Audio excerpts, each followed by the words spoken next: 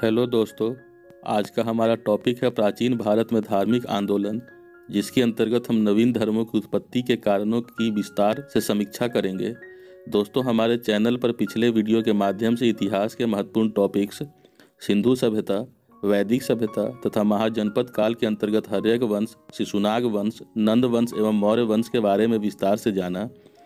हमारे सभी टॉपिक्स प्रतियोगिता परीक्षा की दृष्टि से अत्यंत ही महत्वपूर्ण है तथा हमारा सभी वीडियो आपको हमारे प्लेलिस्ट में मिल जाएंगे।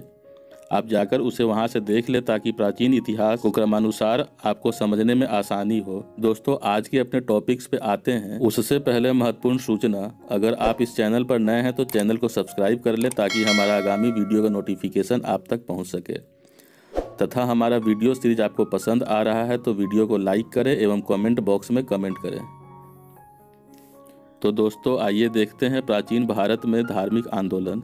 सर्वप्रथम इस आंदोलन की भूमिका के बारे में जान लेते हैं। देश और समय काल के अंदर जब मानव जीवन अपने प्रारंभिक दौर से आगे बढ़ने लगा, उसके मन में बहुत सारे सवाल उठने लगे, जैसे इस दुनिया को बनाया किसने, हम जन्म क्यों लेते हैं, जन्म लेने के बाद मरते क्यों हैं, हमारी आपसी परेशानियों का कारण क्या है। ऐसे बहुत सारे सवालों के जवाब में 6ठी सदी के उत्तरार्ध में मध्य गंगा के मैदानों में अनेक धार्मिक संप्रदायों का उदय हुआ। धर्मों का जन्म चूंकि मानवीय जीवन के मूलभूत सवालों के जवाब में हुआ, इसलिए इन धर्मों के दार्शनिक व्याख्याओं, नियम कानून, आचार विचार ने सामाजिक आंदोलन की तरह काम किया। उन्होंने मानवीय जीवन शैली को बदलने में समय समय पर महत्वपूर्ण भूमिका निभाई। उदाहरण के तौर पर वैदिक धर्म के कारण समाज में वर्ण व्यवस्था और कर्मकांडों ने जगह बनाई, तो बौद्ध व जैन धर्म के उपदेशों, आचार विचारों ने समाज में फैले भौतिकवादी रवैये को मानवीय परेशानियों का कारण बताया। आगे देख लेते हैं नवीन धर्मों की उत्पत्ति के कारण। 6ठी शताब्दी ईसा पूर्व में भारत में नवीन धर्मों के उदय के निम्नलिखित महत्वपूर्ण कारकों ने योगदान दिया।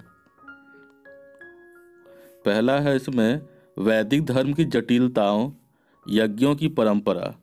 ऋग्वैदिक कालीन वैदिक धर्म अत्यंत सरल एवं विशुद्ध था। स्तुति पाठ तथा यज्ञ सामूहिक किए जाते थे, किंतु उत्तर वैदिक काल में धर्म में अनेक जटिलताओं का समावेश हो गया। धर्म पर एक विशेष वर्ग का प्रभुत्व स्थापित हो गया तथा धर्म का स्थान पर जटिल एवं निरर्थक कर्मकांडों ने ले लिया। आगे है जाति प्रथा की जटिलता। ऋग्वैदिक काल में आर्यों ने व्यवसाय के आधार पर वर्ण व्यवस्था की स्थापना की ताकि समाज का संचालन सुचारू रूप से किया जा सके, किंतु उत्तर वैदिक काल में वर्ण व्यवस्था जन्म पर आधारित जाति व्यवस्था में बदल गई। 6ठी शताब्दी ईसा पूर्व तक इस प्रथा ने कठोर रूप धारण कर लिया। नवीन धर्मों की उत्पत्ति के तीसरे कारण है वैदिक ग्रंथों की कठिन भाषा। संपूर्ण वैदिक साहित्य की रचना कठिन संस्कृत भाषा में की गई क्योंकि इसे पवित्र भाषा समझा जाता था। अतः 6ठी शताब्दी ईसा पूर्व के काल तक यह भाषा जनमानस की भाषा के स्थान पर केवल विद्वानों की भाषा बन गई, जिसने समाज में धार्मिक कर्मकांडों को बढ़ावा दिया। आगे है नवीन कृषि मूलक अर्थव्यवस्था का विस्तार। लगभग 600 ईसा पूर्व के समय लोहे का प्रयोग होने लगा तथा लोहे के औजारों से जंगलों को काटकर कृषि योग्य भूमि का विस्तार किया गया। साथ ही कृषिगत क्रियाओं को संपन्न करने के लिए पशुधन, जिसमें बैल थे, की मांग बढ़ने लगी। परिणाम स्वरूप वैदिक धार्मिक कर्मकांडों में दी जाने वाली पशु बलि के विरुद्ध आवाज उठाई गई। आगे है वैश्य धर्म की महत्व में वृद्धि। लोहे के उपकरणों के प्रयोग से कृषि भूमि का विस्तार हुआ, जिससे कृषि उत्पादन में वृद्धि हुई। उत्पादन में वृद्धि होने के कारण व्यापार वाणिज्य में प्रोत्साहन मिला, जिससे समाज में वैश्य वर्ग का महत्व बढ़ने लगा। अतः वैश्य वर्ग ने समाज में अपनी स्थिति सुधारने एवं व्यापार वाणिज्य का विस्तार करने के लिए ब्राह्मणवादी सामाजिक व्यवस्था का विरोध किया।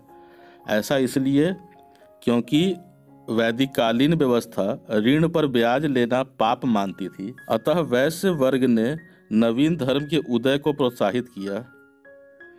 आगे है नवीन धर्म की उत्पत्ति के लिए अनुकूल राजनीतिक दशा। 6ठी शताब्दी ईसा पूर्व की अनुकूल राजनीतिक स्थिति ने नवीन धर्मों के उदय में पर्याप्त योगदान दिया।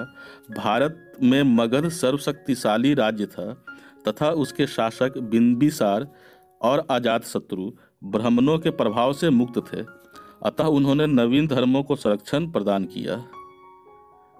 तो दोस्तों, इसी के साथ आज का हमारा क्लास खत्म होता है। अगले वीडियो के माध्यम से हम जैन धर्म के बारे में विस्तार से जानेंगे एवं भगवान महावीर के जीवन परिचय एवं उनके शिक्षाओं को पढ़ेंगे। दोस्तों, हमारे चैनल पर बने रहें, पढ़ते रहें, रोज नया सीखते रहें। धन्यवाद।